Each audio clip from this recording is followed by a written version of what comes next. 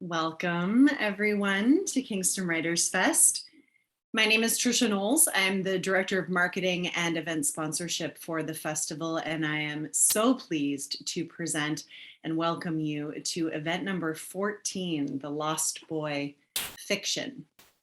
Before we begin this morning, I would like to begin by acknowledging that the land on which the festival customarily takes place and where I sit today is the traditional territory of the Anishinaabe and Haudenosaunee peoples. We gratefully acknowledge these Indigenous nations for their ongoing guardianship of this land. We agree to peaceably share in responsibility for stewardship of this land, its waters, and all of its biodiversity. All those who come to live and work here are responsible for honoring these relationships in the spirit of peace, friendship, and respect. I'd like to thank the Canada Council, Canadian Heritage, Ontario Arts Council, and the City of Kingston and Kingston Arts Council for their ongoing support of the festival. We're grateful to these organizations and individuals who support the festival. Kingston WritersFest would especially like to thank Gillian Graham, Patricia McKay, author patrons of Omar El Akkad, and Kingston Writers Refugee Committee, author patrons of Jamal Saeed. This event will be an hour long. It does include a question and answer period, so feel free to type your questions into the question box. It's the Q&A box, likely located at the bottom of your screen, depending on your device. And you can put a question in the Q&A box at any point during the event, and I will assist Jamal in posing those questions for a little later in the event. You can also raise your hand if you have that option on your screen, or press *9. And don't forget to support the author by picking up a copy of their books, or authors, I should say, by picking up a copy of both of their books. Our official bookseller, Novel Idea, does have copies available to purchase in store, by phone, or online, and we will award a copy of Omar's book to one of our participants here today. At the end of the event, we're going to do this for every event during our virtual festival this year. Now I am absolutely delighted to introduce this event's moderator, Jamal Saeed. Jamal spent 12 years as a prisoner of conscience in Syria before being invited to Canada in 2016. He continues to raise awareness about Syria's ongoing civil war and humanitarian crisis through his work as an activist, editor, visual artist, and author. Jamal is the author of the award-winning children's novel, Yara's Spring, which Booklist calls a gripping addition to literature about current refugee experiences. And he lives here in Kingston, Ontario. Please welcome Jamal.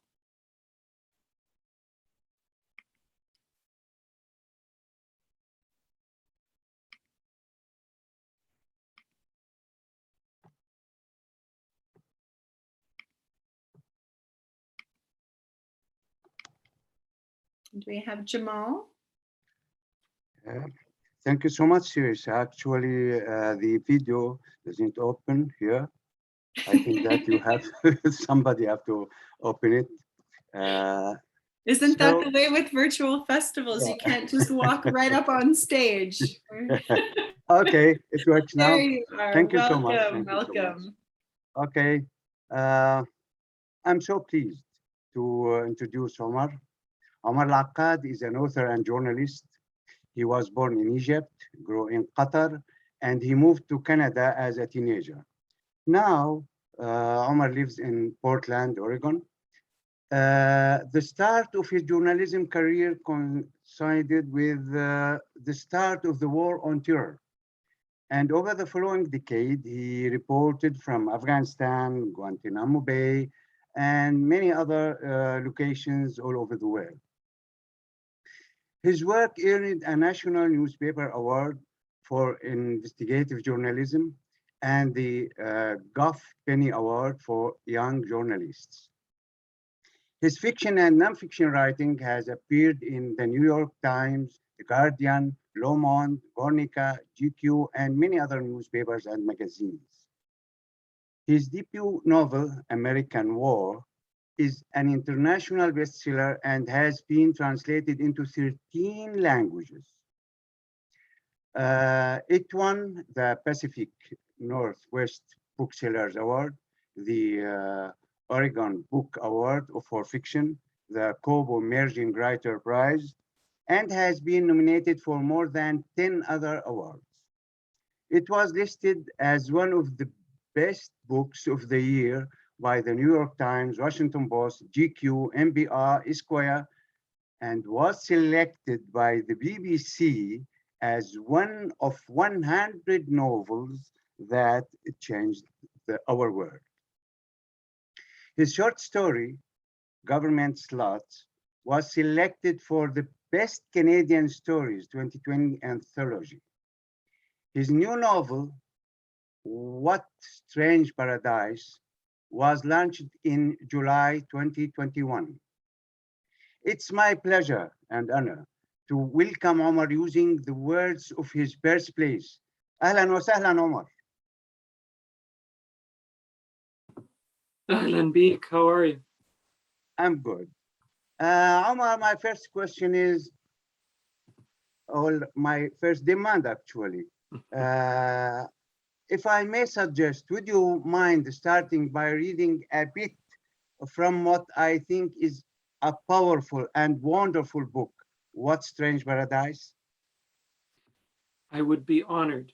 Thank you. I am trying to start my video, but the host has not allowed me to, which is why you are seeing a picture of my rock climbing exploits. The little photo on the screen is some time I spent in California climbing. Here we go. Yeah, it works. First of all, thank you so much for doing this. It's an honor and a privilege to be here with you. I'm so grateful for the opportunity. I'm also grateful to be here at the Kingston WritersFest. I spent 5 years in Kingston getting a 4-year degree from Queen's because I was not a very good student. It took me a little longer than it should have. You know what? If you're okay with it, I'll just read. I'll read maybe the opening page and a half of the book. It's up to you. Let's do it. Yeah. So this is from the very beginning. Yeah. The child lies on the shore. All around him, the beach is littered with the wreckage of the boat and the wreckage of its passengers. Shards of decking, knapsacks cleaved and gutted, bodies frozen in unnatural contortion. Dispossessed of nightfall's temporary burial, the dead ferment in decency. There's too much of spring in the day, too much light. Face down with his arms outstretched, the child appears from a distance as though playing at flight. And so too in the bodies that surround him, though distended with seawater and hardening, there flicker the remnants of some silent levitation, a severance from the laws of being. The sea is tranquil now, the storm has passed. The island, despite the debris, is calm. A pair of plump orange-necked birds, stragglers from a northbound flock, take rest on a lamppost from which hangs one end of a police cordon. In the breaks between the wailing of the sirens and the murmur of the onlookers, they can be heard singing. The species is not unique to the island, nor the island to the species, but the birds, when they stop here, change the pitch of their songs. The call is an octave higher, a sharp, throat-scraping thing. In time, a crowd gathers near the site of the shipwreck, tourists and locals alike. People watch. The eldest of them, an arthritic fisherman driven in recent years by plummeting cherubfish stocks to kitchen work at a nearby resort, says that it's never been like this before on the island.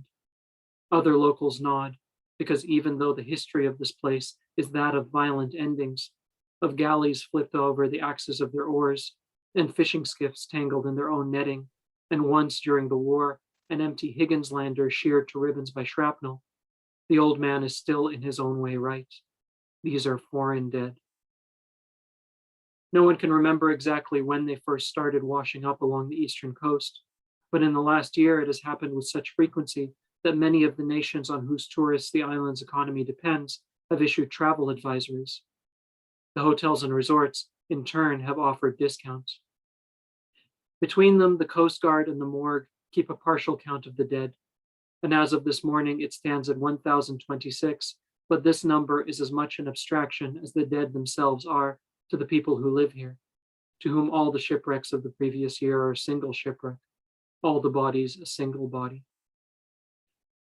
3 officers from the municipal police force pull a long strip of caution tape along the breadth of the walkway that leads from the road to the beach. Another 3 wrestle with large sheets of blue boat cover canvas, trying to build a curtain between the dead and their audience.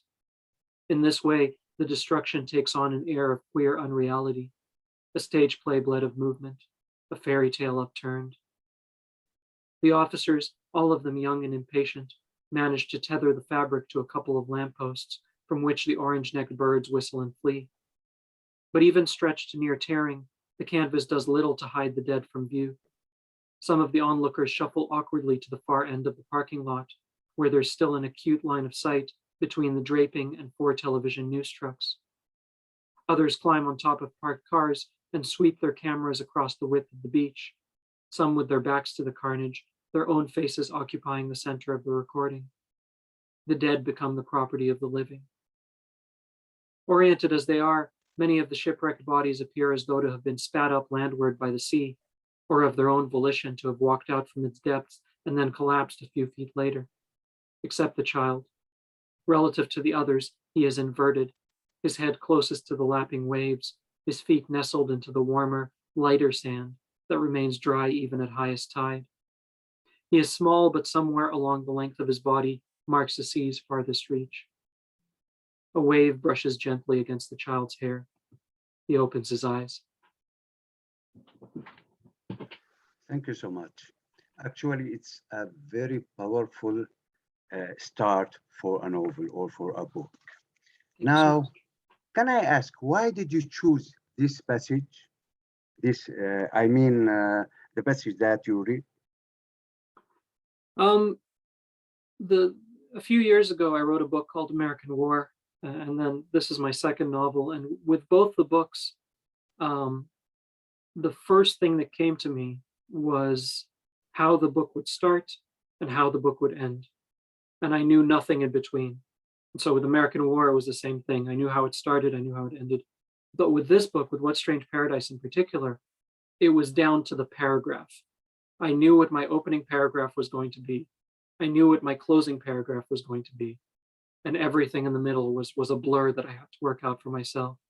So for me, that opening is, it sticks with me because it was, for a long time, for years, that was the whole book, was just that opening scene. So that's why I go back to that quite a bit. Okay, thank you. The first thing readers learn about a book is its title. For me, I stopped at the word paradise. There are many titles, as you know, with this word. Lost Paradise, Another Paradise, or Another Side of Paradise, The Side of Paradise, etc. Can I ask what your title means to you and why did you include the word paradise? You know, it's weird. Since this book has come out, I've done something like 40, 50 events, and you're the first person to ask me about that. I've been waiting such a long time for someone. So thank you. Yeah, so obviously in the book steals from a lot of different places. It steals from a lot of literary references, and Paradise Lost is one of them. There's a section in the book that's very much based on Paradise Lost. And there's a good chunk of the book that's also based on the Book of Nicodemus, which is part of the Apocrypha, the books that didn't make the Bible, and the story of Jesus after he dies. In the Book of Nicodemus, he heads down to hell, and he meets everyone from Adam to, I think, John the Baptist, and he leads them out and draws confession. So the book steals from a lot of different places, but the title is from a poem by Emma Lazarus. Emma Lazarus was a poet working about 100 years ago. And her most famous poem is The New Colossus, which is the poem that they etched into the Statue of Liberty. You know, bring me your tired, your poor, your huddled masses. That poem is an Emma Lazarus poem. And she wrote a lot about refugees. That was one of her central concerns, was At the time, there was a mass exodus from Eastern Europe of Jews escaping persecution. And so this is a line from one of her poems, What Strange Paradise. Yes. One of the poems that really stuck with me that she wrote was about two European Jews who escape persecution in Eastern Europe. And they find themselves, of all places, they find themselves in rural Texas. So they're in the middle of farmland in Texas, and they're sitting around, and the gist of the poem is, thank God we're safe. Okay, what is this place? We don't know anything about this place. We don't, none of this feels like home. And obviously the book is very much concerned with that idea of Yeah. what it means to be safe, but then try to make home in the place you're in, and how different it feels from back where home was. So that's where the title comes from. And of course, I don't want to spoil the book, but the idea of how strange paradise is obviously, I don't want to talk about it too much, but it's a central part of how this story goes in the book. Yeah, actually it is. Oh, thank you so much. At the beginning of the book, we meet your young protagonist, Amir Otto. Amir is lying on the shore, the only passenger to survive. This is where you have the narrator says, was too much spring and too much light. What are the motives of showing the contradiction between a beautiful day and brutal life of humankind? Thank you for that. I was thinking a little bit about the thing I come back to a lot, and I talk about a lot with this book, is the privilege of instantaneous forgetting. How easy it is when it's something far away, and when it's happening to somebody who doesn't have much of a voice. How easy it is to be very temporarily outraged about something, and then the next day move on to be outraged about something else, and so on and so forth. I feel like for a lot of people in this part of the world, that was the last 4 years. You would wake up, there would be some scandal or some horrible thing that happened, and everybody would get outraged, but then the next day they would forget all about it and move on to the next thing, and so on and so forth. And I wanted to do the opposite of that. I wanted to dwell and stay in one spot. And so I remember there's a scene in the book where the Hutus, the family, are staying with relatives, and they're staying with their rich relatives. And Amir's mother is trying to explain what has happened to their home. She's trying to explain that this place has been bombed. And this other woman will not accept it. She'll just say, no, this is something, they make that up on a sound stage in Qatar. It's Al Jazeera, it's whatever, like that sort of thing. Yeah. I've had that conversation. I mean, that is verbatim a conversation I had with someone who could not believe, like conceptually, that this was anything but a foreign plot.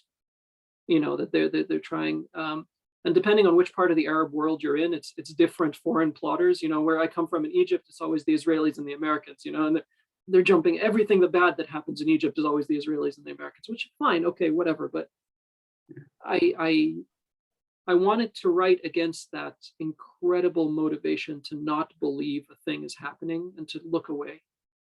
So that's why I led with that opening of just, we're going to have daylight on this. We're going to have too much light. We're going to have too much because I don't want you to look away. It reminds me of the Arabic word, everything that's happened under the sun at the noon. It looks very dangerous. The bad thing happened at noon, not at night. Okay, thank you so much, Omar.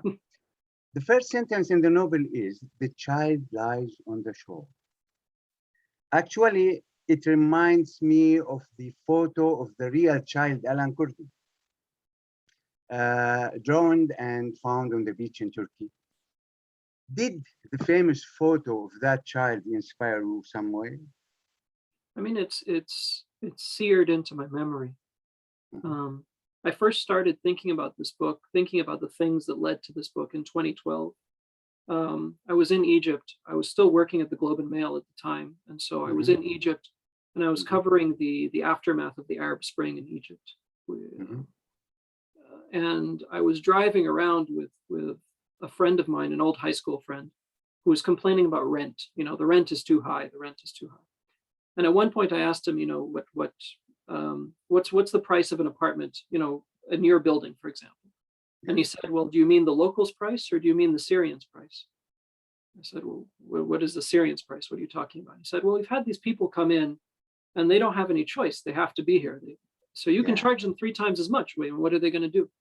And it quickly became apparent that this wasn't just apartments. This was when you went down to the street and there's a fruit and vegetable vendor. As soon as they heard your accent and they knew you were from somewhere else, they knew they could charge you, different prices. And it was when I first started thinking about how easy it is in every society to find a population base that you can exploit, a vulnerable population base that you can exploit. That's when I first started thinking about the book. And then, of course, that image came along and sort of, I think it stands out in my head as the single most stunning indictment of how much we failed as a society.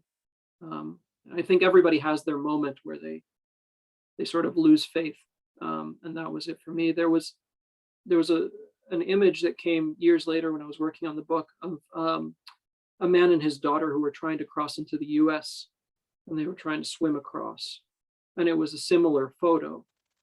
And one of the few things that these images have in common is, again, this notion that when you first see it, there was huge outrage. And there was all these people talking about, never again, we'll never let this happen again, we'll never.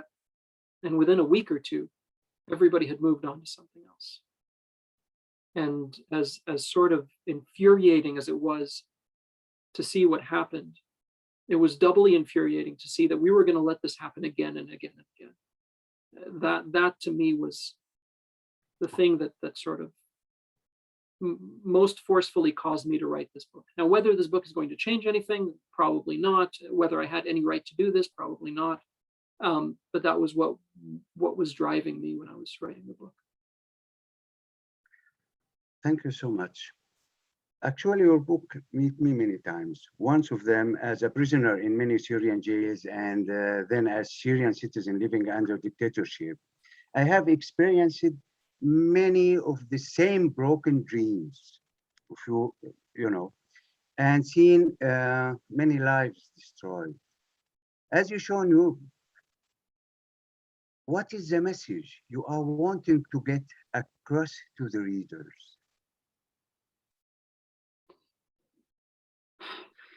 I think, one of the things that I found from publishing American War and now What Strange Paradise is that the thing you as the writer intend for the book to be and what the book actually is become two very different things. Yes. The way that I've had readers come back to me with they've sent me emails or notes telling me what they think this book is about. And it's so different from the idea that I had when I was writing it, and so many different interpretations that it's been very difficult to sort of pinpoint anyone who's read it the way I sort of intended it to be. But overwhelmingly, what I want is for people to, I'm writing to destroy the idea that there's a them. There's a them and they're all the way over there. And when things happen to them, it's too bad. Maybe we can be generous and help them out every once in a while, but fundamentally they're over there and they're down here on the hierarchy, And I think particularly with something like what's called the migrant crisis in Europe, it's not a migrant crisis in Europe, but there is this sense that the solution involves kindness. And that if you're just kind enough, you can. And that's not, I understand that comes from a good place, but you're talking about human beings who are just as deserving of a basic human life as anybody else. It's not a function of charity. And so I was trying to do that. And part of the way I was trying to get at that idea is that I don't think there's any really, other than the children in the book, there's not really good characters. Everybody's flawed in some way. Everybody has their moral failings. And I'm trying my best to have those characters be front and center, because I don't like the idea of, if you're a good refugee or a good migrant, then you are pure as the driven snow, you're always grateful, you never do anything wrong. I'm trying my best to demolish that idea. So if anyone, I'm hoping that readers get this from the book, but who knows? Thank you so much. Actually, I want to add to our audience, this is a wonderful read. It's not just list of tough things that have happened to people.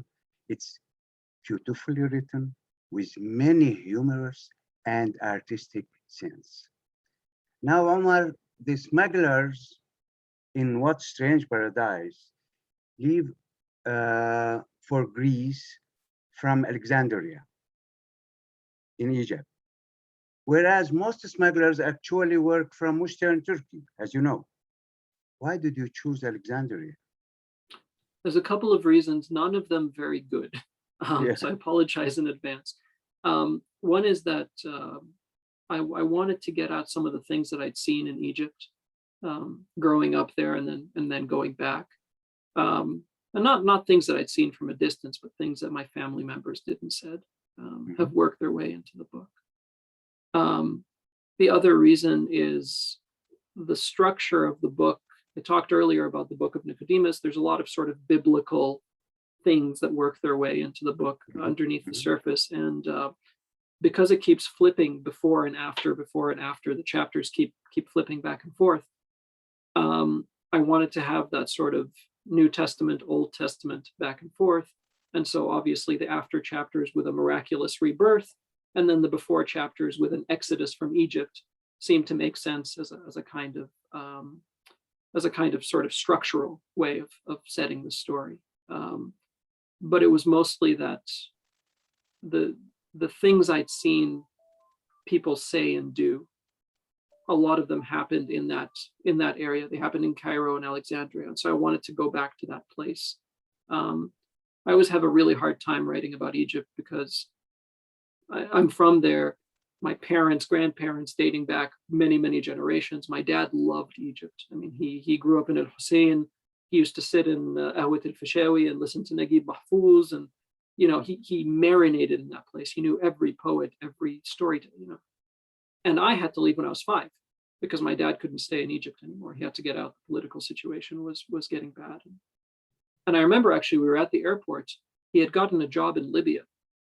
And we're sitting in the airport. We're about to get on the plane. And you know how Arabic names work. It's like your name, your father's name. So I'm Omar Muhammad. So my father is Muhammad Ahmed Salman Al Akkad. Muhammad Ahmed happens to be the most common combination of names, I think, in the world, right? So it turns out that there's a Muhammad Ahmed on the terrorist watch list. So they pull us into secondary.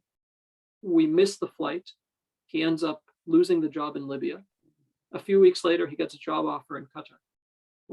I end up living my life in Qatar instead of Libya, and it was just a coin flip, So I have a hard time writing about Egypt because I left early, but my blood is from Egypt, and so I was trying my best to sort of wrestle with that. And so a lot of the research I was doing was people leaving out of Egypt. So that's one of the reasons. Oh, thank you so much. Very, very easy question. First question. Is Abbas Mahmoud Al Akkad is your grandfather? I tell people that we're related, but we're really not. I've lied many times and told people that Abbas. For those of you who don't know Abbas, a very famous writer. Yeah, he's so famous in the Arab world. I tell people we are, but we are absolutely not. Okay. Omar, you have created a very unique twist to the flashback and flash forward writing technique. You have all the chapters titled alternately marked as after and before. The reader then moves through the story on 2 tracks. Okay. Learning about Amir's life after and before the shipwreck. Finally, the last chapter is entitled Now. Actually, I love this now so much. It acts as a bridge between the 2 tracks, or the highest stone of the pyramid. So, it connects the different walls. Would you tell us about inventing this timing technique and how it serves you to deliver your story and your ideas and so on. Thank you so much for that question. I started when I started writing, the first draft didn't have the alternating sections. I actually went back and forth in between chapters. I didn't have before and after. And a lot of the book is based on the original Peter Pan, the myth, the fable of Peter Pan. And one of the reasons that I did that was because I wanted to take a comforting fairy tale that Westerners have been telling their kids for 100 years, and I wanted to flip it around and use it to tell a different kind of story. Mm-hmm. And so in the beginning, I stuck very closely to the original Peter Pan. So I think it had 17 chapters in the first book version of Peter Pan. So I had 17 chapters in mind, and that sort of thing.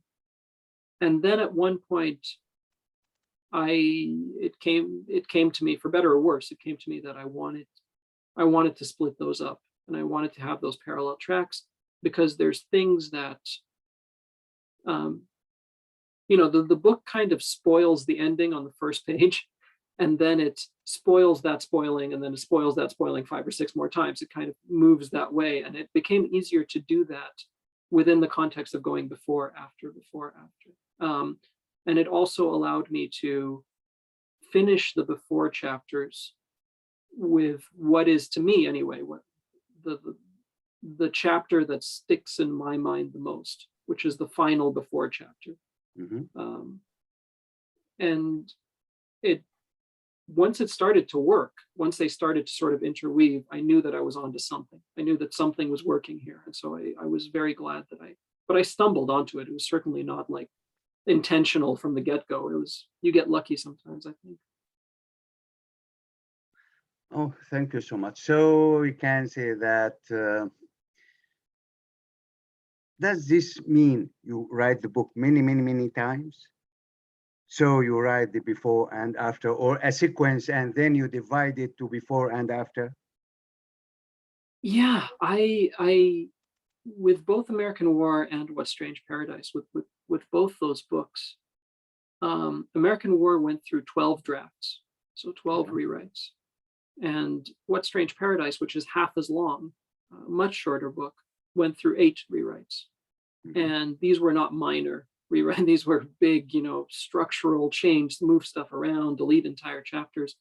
At one point, I actually had a draft that had monologues from each of the people on the boat explaining how they got on the boat. So I sat down and wrote 50, 60 pages of this sort of backstory for every character who's on the boat. And I put it in there, and then I had to delete it all because it wasn't working. So there's 60 pages kind of gone in a 300-page book. It was quite that was a rough day when I finally had to delete. I had to admit it wasn't working. So I think it was Kurt Vonnegut or somebody who talks about there's 2 kinds of writers. There's swoopers and bashers. And swoopers will sit and think about a sentence, write the sentence, and never touch it again.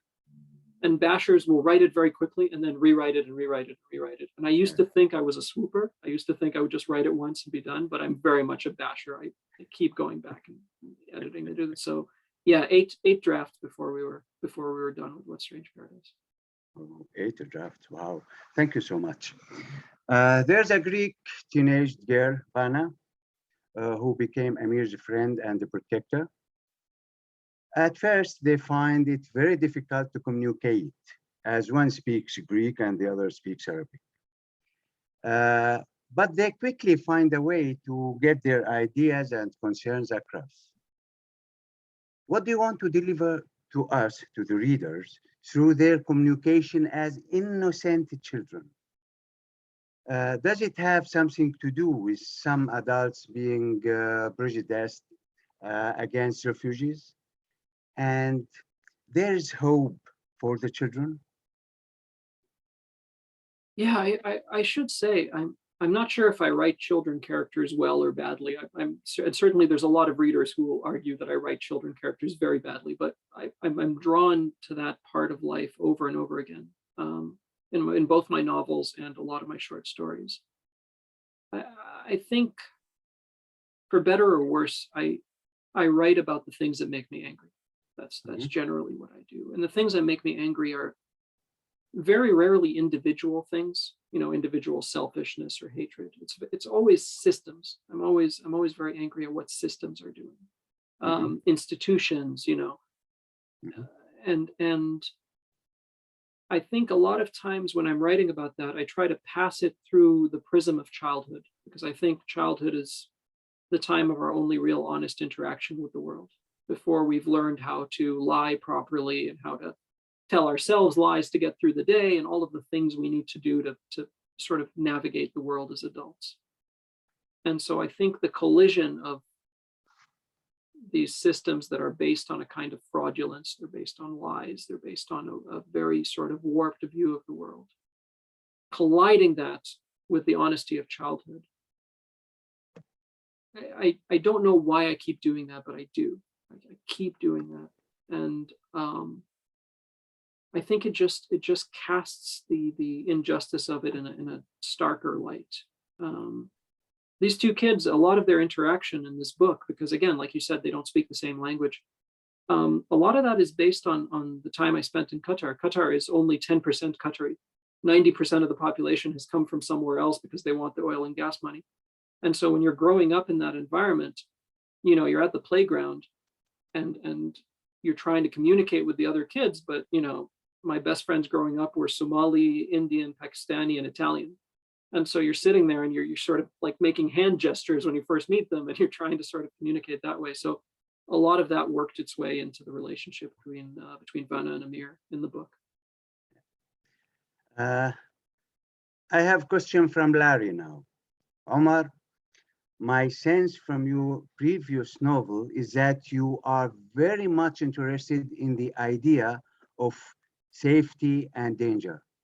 You take strong positions in your work and in interview. Do you feel safe? By the way, I love the pairing of Omar and Jamal. It really works. Thank you, Larry. Now, Omar is going to answer. Yes. Thank you very much. I agree that the pairing really works, because Jamal is an excellent interviewer and is holding this thing up, and I'm deeply grateful for it. I am very much. I think you're correct. A lot of what I write about, I think it relates to the idea of agency. The basic human desire to have some say over the things we do and the things that are done to us.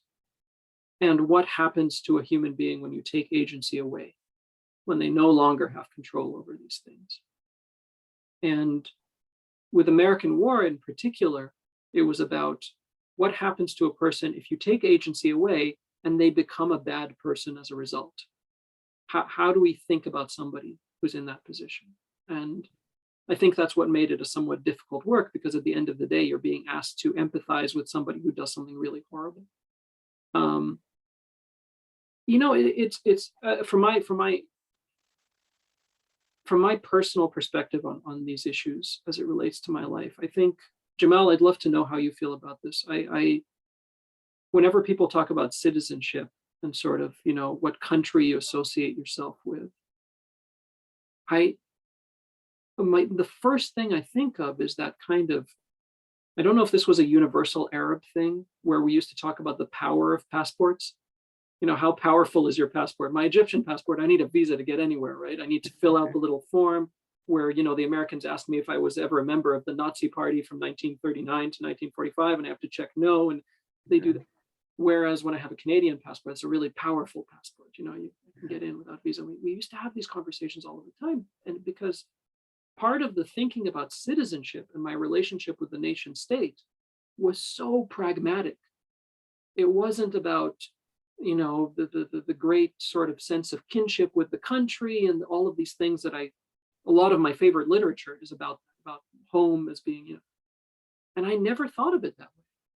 I always thought of it as like, which way are the bombs heading? And then can I be on the sending end of the bombs? It was a very selfish, sort of cowardly way to think about citizenship, but there's always been that element of like a survival aspect to it. And I don't know. I mean, do you feel a similar way, Jamal? Like, I honestly, I don't know if I'm out here all alone in this kind of thinking. Actually, I agree with you about passport, citizenship, life, suffering of everything. You know, we haven't stage flow. We have a lot of people who have broken dreams in everything, in being citizens. So I agree with you. Actually, I'll turn back to your novel now. There's a mother on the boat, the pregnant Ibrahim. Uh, a number of times you have her repeat out loudly, and I love that so much, what she's planning to say when she gets to the land. Hello, I'm pregnant. I'll have a baby on April 28th. I need a hospital and a doctor to have a safe baby. Please help. But this character drones along with her unborn child. You present it in a way that this sounds like a very common situation. Or tell me, could this also be a symbol of destroying what might have been the successful birth of the Arab Spring? Is this my interpretation or yours? That's a fascinating interpretation. I mean, this book was born of that failure. Yes. My father, who I talked about, you know, he loved Egypt. He sort of born and raised. He died in August of 2010. He died suddenly of a heart attack. Yeah. And it was only a few months later that the Arab Spring began in Egypt. Anyway, the January sort of, you know, the uprisings. And I was always sort of curious what he would have made of that whole run, you know, starting with the protests. And then there was, for the entirety of my life, there was one guy who ran Egypt, right? There was Hosni Mubarak, and that was it, right? Yeah. And to have him fall, even symbolically, you know, I always wished that he was there to tell me what he thought of this happening. But I know that there was, like, for me, and I'm not proud of this. I'm not proud of this at all. But for me, the moment the Arab Spring failed in Egypt, when we went from sort of military dictatorship with a pretend civilian president to the first democratic election, gets a guy who doesn't know what the hell he's doing, he's overthrown, we're back to military dictatorship with a pretend civilian president. That moment for me was the moment I sort of gave up. And I feel horrible about that, and I feel like a coward. But it was the end for me of sort of believing in something better for this country.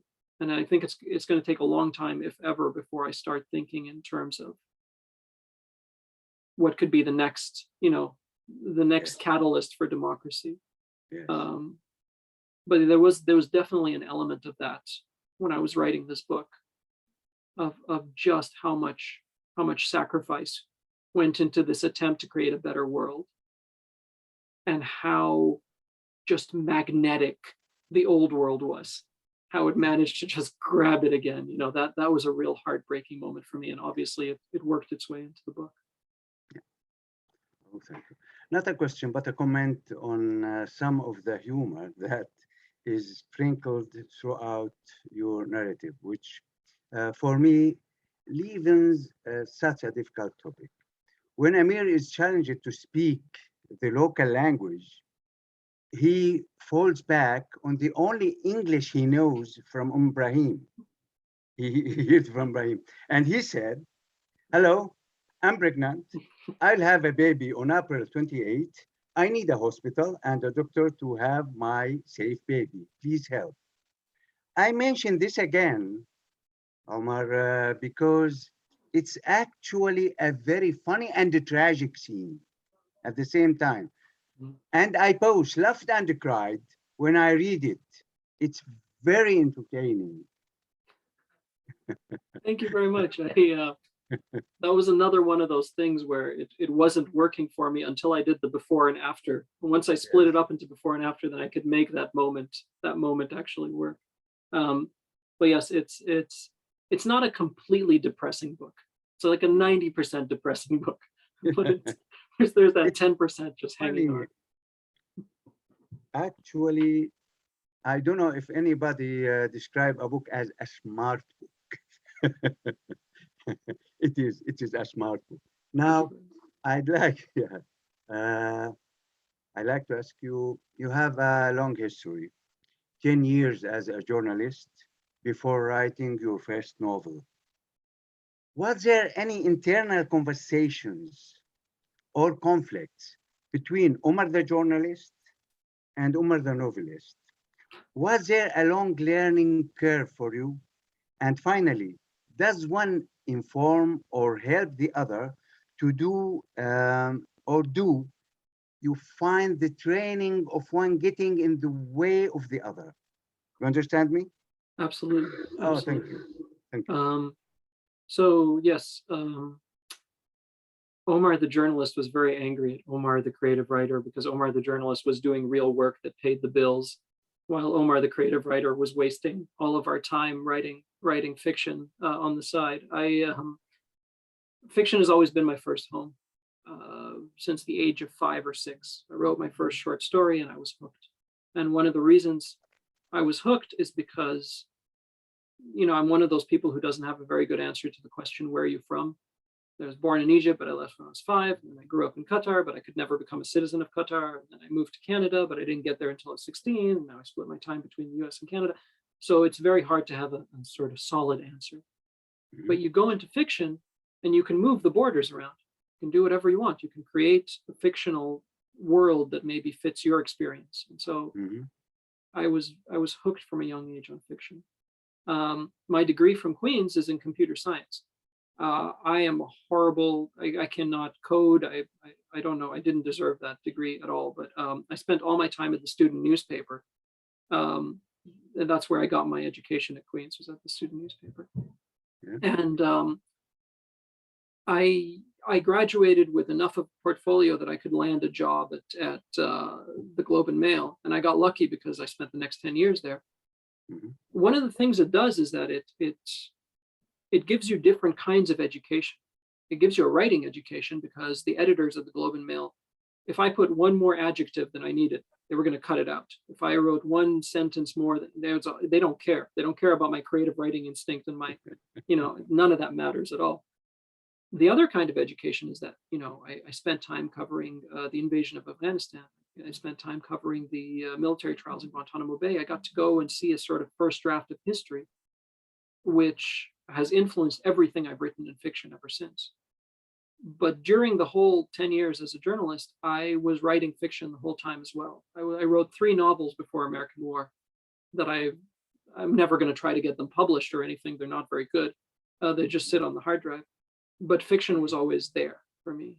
And so one of the things that journalism did is that it gave me a writing education, a history education, and it put me in a place where I was practicing every day, which was good for when finally American War came along and it was good enough to publish. You know, that a lot of that was because of my time in journalism. Oh, thank you. You spoke about anger, and actually, I read an interview with you, and you said that anger inspired you, but you became quieter after you having 2 kids. And I like that. Yeah, it's strange because I don't know what your experience is, if it's the same, but it almost feels like the moment you finish the work, the version of you who wrote it is long gone. You know, by the time it gets published, by the time it sort of goes out into the world, the person who wrote that book is gone, has been replaced by somebody else. And so, yeah, it's the older I get, the angrier I get when I'm writing, but the quieter my writing gets. It's sort of, I think that edge has gone off of it a little bit. I don't know if that's a good or bad thing. It's just something that's happening. Okay, thank you. Waiting the audience to type their questions. Well, now they can type them into a question answer box. It's in the bottom of the screen. Now, I'd like to ask you about James Baldwin.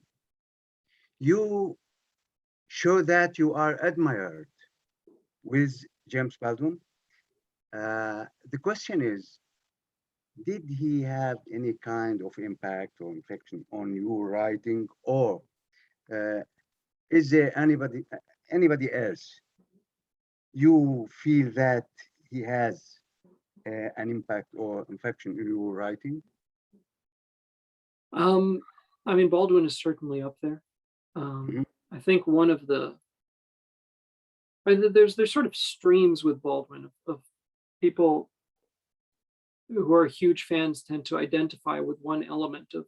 I'm making a gross generalization here, but I remember sort of Go Tell It on the Mountain, reading that book and thinking about somebody who could so precisely document the minutia of a childhood experience, of the world into which they were raised. I remember at one point I was reading this interview. I think it was in the Paris Review or something, and it was an interview with Baldwin when he was living in France. And the interviewer kept saying, "Oh, Paris, that must have been such a literary adventure, and that must have been so great." And is Baldwin trying to explain, no, I had to get out of the US because I was going to get killed there. You know, he was so angry at the way this society had been structured and the way sort of systemic inequity had been built into the system that he had to get the hell out of there. Because for him to express that anger in any kind of overt way would have almost certainly meant his death. And so it wasn't a fun adventure to go and play Hemingway in Paris. That wasn't the point, right? It was. Yeah. And I think for me, I'm always looking up at the pantheon of people who are able to take anger and transform it onto the page into something profound. And for me, James Baldwin sits at the top of that list, or very near the top of that list, of being able to take anger and turn it into something really beautiful.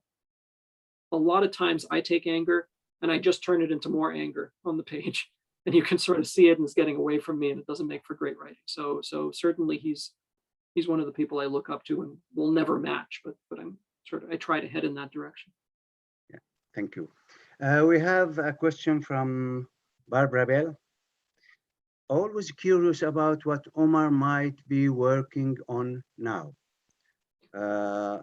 Omar, is there a new project? There is unfortunately a new project. I have a page and a half, so I'm not going to say too much about it. Yeah, right. It's better than no pages. I reserve the right to pretend that it never happened and to run away if it's not working. So I won't say too much about it, but I have a few short stories coming out. I have one in the Massachusetts Review. The one that I'm especially terrified about is a short story that's coming out next spring. There's this thing in New York called Selected Shorts. And what they do is they commission short stories and then they have professional actors read them out to an audience, sort of a live audience. Mm-hmm. And I made the horrible mistake of writing a comedy piece for this. Mm-hmm. So in spring of next year, there's going to be a live reading of a comedy piece from someone who exclusively writes depressing books. It's going to be very weird. But that's that. What else have I? Oh, right. Sorry. The one other thing that I'm very proud of, even though I did very little work, there's a new translation of Alf Layla Layla, 1001 Nights, Arabian Nights. Great. It's coming out in November. It's an illustrated edition. First time it's been translated by an Arab woman, and it's just gorgeous. And they asked me to write the introduction. So I did very little of the work. That's not why you should buy the book. You should buy the book because it's a beautiful translation, really just a stunning edition of that. So I'm very proud of that. That's coming out in November. Barbara Bell commented, wow, Jarrett, I hope that I pronounce it well. Have you thought of writing for children? Only very recently, again, because I now have kids of my own, and my 4-year-old is obsessed with stories, telling stories, reading stories, and I keep thinking about how much I really, really don't want her to read my grown-up books. I hope she never notices that I'm a writer, and never reads these books. I'm starting to think about what I want to write for her. And one of the things, I don't need to tell you this, you know it way better than I do. Kids are honest. Writing for kids is hard because then you go talk to them about it, and if they hate it, they're not going to be nice like grown-ups. They're not going to pretend, oh, I like this part or whatever. They're going to tell you straight up how much they hated whatever, how much, this didn't work. Writing for kids is such a higher difficulty level than anything I do. So I'm still trying to work up the courage to move into that space. Maybe someday, but we'll see. Now we have the last question from Nancy. You have given me so much to think about, citizenship especially. Can you imagine a future world where citizenship is only something that is bought, sold, never free?